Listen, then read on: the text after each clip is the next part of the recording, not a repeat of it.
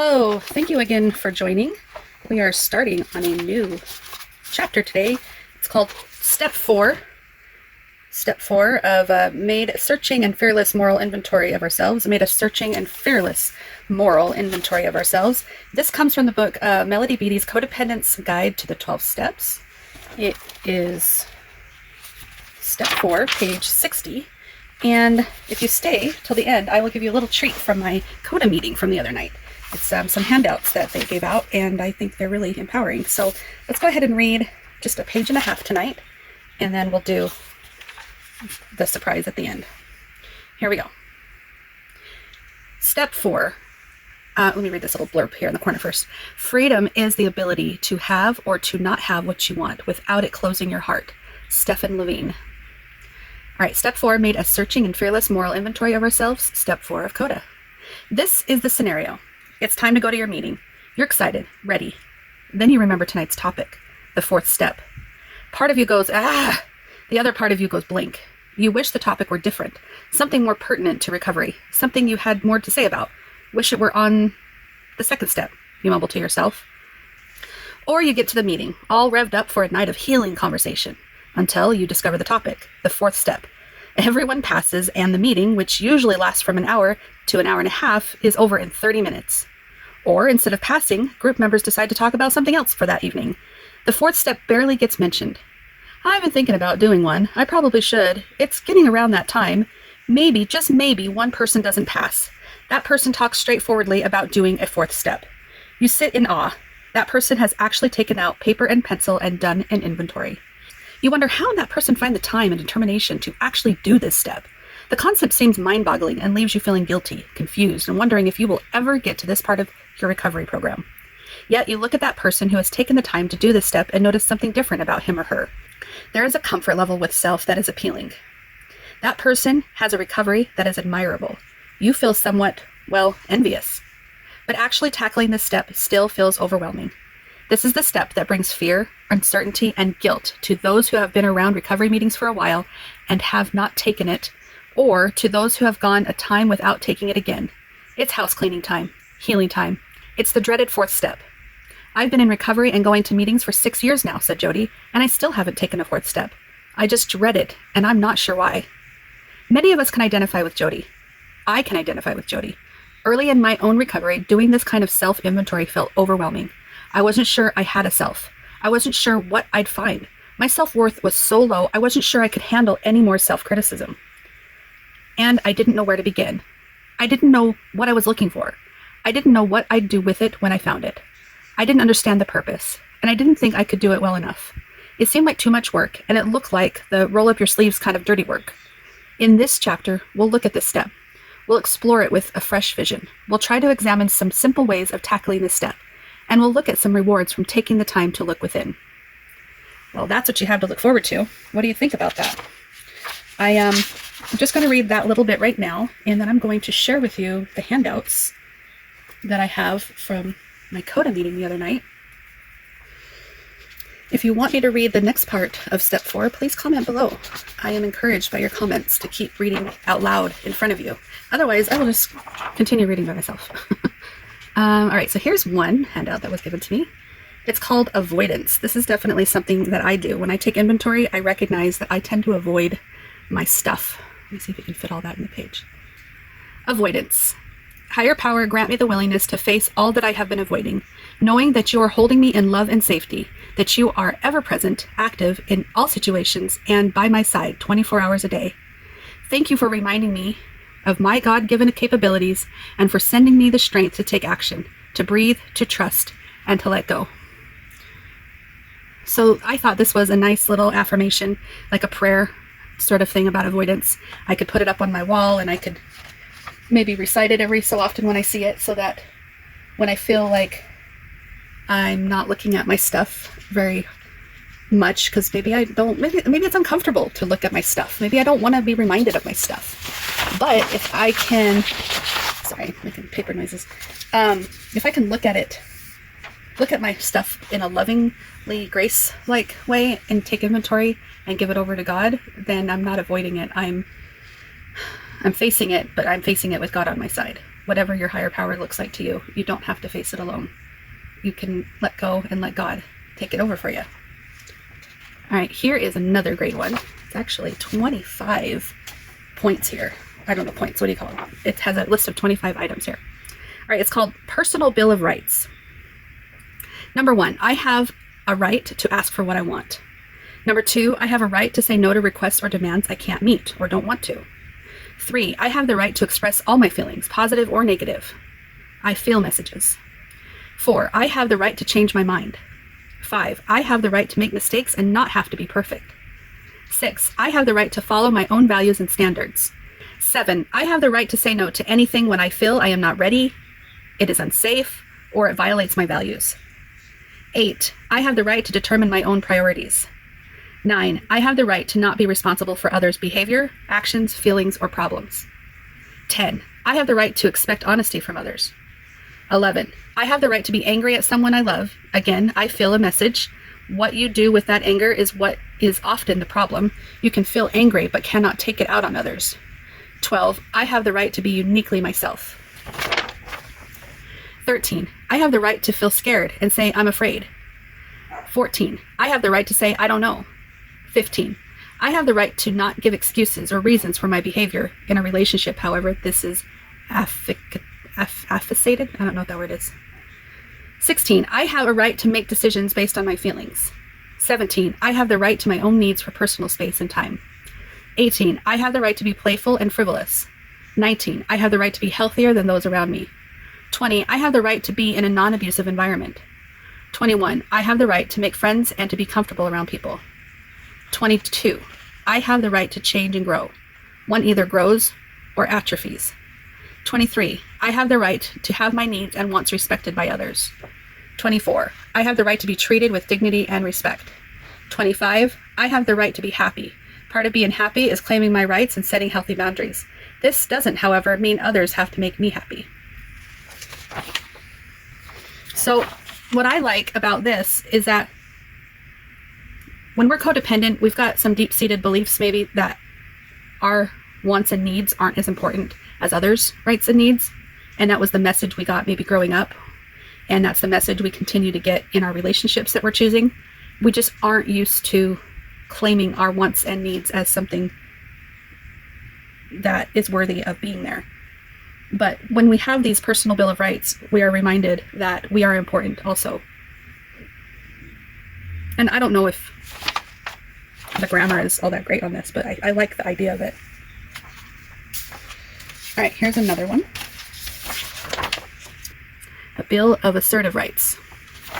Number 1, you have the right to judge your own behavior, thoughts, and emotions, and to take responsibility for their initiation and consequences upon yourself.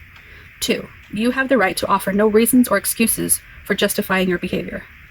3, you have the right to judge if you are responsible for finding solutions to other people's problems. 4, you have the right to change your mind. You have the right to make mistakes and be responsible for them. 5, you have the right to say, I don't know. 6, you have the right to be independent of the goodwill of others before coping with them. 7, you have the right to be illogical in making decisions. And those are 7 Bill of Assertive Rights. This one, I feel, was an eye-opener for me when I was hearing about what my rights are and how I was going to be able to speak up in a codependent relationship. And then it dawned on me that my spouse has rights as well. And that was a hard concept for me to wrap my head around at first, because if I'm going to want my voice to be heard, then I should allow his voice to be heard as well. Now, I think there's a respectful way of doing that and a disrespectful way of doing that. And so as long as everyone's respectful, we should all be able to listen to each other. All right, and then this one is probably my favorite one. It's called The Levels of Friendship. There are 6 levels of friendship, according to this handout. We'll just go over briefly, examples. A short list, and then we'll go into details in the examples. So the first step of a friendship is superficial. And so if you are in the middle and you spread your arms out as wide as you can spread them, there's going to be people beyond your comfort zone that are going to be in the 1 area. There are no zeros. So when you first meet someone, you're not going to just run up to them and start kissing them and making out with them and ask them to get married to them. Like, you want levels of friendships to grow and blossom. And if you so should choose to get married to them and make out with them and all that stuff, hopefully they've increasingly over time gotten closer to you in your intimate comfort zone. But the further out you go, of course, that's going to be your acquaintance. So number one is your superficial friendships. You know, that's your strangers at the grocery store, or, you know, just being kind to people that you randomly know, or maybe you don't know them very well at all, but you have superficial friendships. I'll go into more examples later. The second one is casual and familiar. The third one is companionship. The fourth one is friendship. See how many other levels there are before you can even become friends? The fifth one is intimate and loving relationship. And then number 6 is a committed partnership. And for somebody to jump from friends to a committed partnership without having that time to grow in number 5, you could see how you miss a lot of opportunities to get to know someone in the level 5 part of a friendship. Or even in a number 3, you don't really know about companionship if you go straight into an intimate relationship, if you haven't blossomed from some level of friendship. Let me explain. This probably explains it better than what I'm explaining it. So, levels of friendship. All relationships start at the number 1 superficial level. Most relationships will remain here. This is not negative. Each level is a unique relationship, and each level can be a healthy relationship. It is never the goal to move people forward. Each person will drop into a category depending on their behaviors. Number 1, superficial. A formal public relationship with all the people in the entire world. The cashier, the bank teller, mail carrier. We engage in courteous communication on neutral topics. No expectations, no obligations.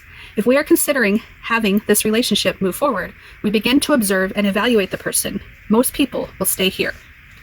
Number 2, casual and familiar. This relationship is based on common ground, such as work, school, 12-step program, etc. This is a crucial stage for determining whether to move this person forward. Share basic information about yourself and watch what they do with it. Look for and don't dismiss or excuse red flags. How do they treat animals? How do they talk about their ex? Do they complain a lot? How do they treat their mother? Are they the victim? Do they criticize you? Do they try to fix you? Do they try to conform to you? Remember so far that you have only met their representative, the person they want you to think they are. It takes about 90 days for people to drop their guard and show themselves. Wait for it.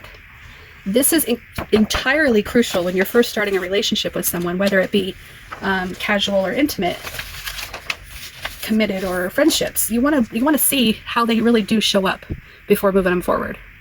All right, and here's companionship. A common interest brings you together. Ski buddies, movie friends, etc. The event or activity is the bond as opposed to the kind of person they are. Get to know each other during this time. These people have proven themselves with basic information, so share something personal and observe if the conversation flows both ways. Do not move people forward until they have exhibited safe behaviors. If they don't, keep them here and enjoy a casual relationship. This is a good one. All right, so you can see how a companionship may not advance to a friendship if they don't keep a conversation flowing both ways, if they aren't respectful of what your wants and needs are, but you're always being there for them and meeting their wants and needs. That's not really a friendship, it's more of a companionship. And maybe that's okay to have a few people in your companionship corner, but friendships are going to be more special than this. Number 4, friendship. A partnership between two people who like and value each other equally. These people have shown the healthy behaviors you look for in the first 3 types of relationships. They have proven themselves trustworthy with personal information, so risk sharing some private information with them. You spend more time with this person and it feels closer from all the other people you know. Keep most good friends here. Number 5, intimate, loving relationships. This is a mutually deep friendship with shared passions, trust, and respect. Your sponsor will often fit in this group. You will discuss deeply private information. You know your privacy will be respected. Time spent together builds even more trust and respect. You can take bigger risks with each other. This is the stopping point for a select few close friendships. And number 6, committed partnership. A faithful, trustworthy, loving, and fearless relationship. This person is so valuable that they have become an integral part of your daily life. You both share responsibility for the relationship and honor each other. 1 or 2 people at the most belong here. I find this to be so helpful, so empowering, that It really helped me understand where I've gone wrong in my levels of friendships and my levels of close relationships, even with my own family. You can't treat everybody like they're a number 4 or number 5. Not everybody belongs there, and that's okay. You should only have a few people that you trust immensely, and everybody else is going to be a 1, 2, or 3. And I think that's fine. So I think this is really helpful when I first stumbled across it, and I had to grab another one when I went back, just so I could share it with you guys, and also have another paper for my own reminder. So anyways, that is all for this evening. I'm going to close today's meeting, if you want to call this a meeting. I'm going to close today's meeting with something that we read in our 12 steps. It's called the 12 promises. Here's the 12 promises. I can expect a miraculous change in my life by working the program of Codependents Anonymous. As I make an honest effort to work the 12 steps and follow the 12 traditions, I know a new sense of belonging. The feelings of emptiness and loneliness will disappear. I am no longer controlled by my fears. I overcome my fears and act with courage, integrity, and dignity. I know a new freedom. I release myself from worry, guilt, and regret about my past and present. I am aware enough not to repeat it. I know a new love and acceptance of myself and others. I feel genuinely lovable, loving, and loved.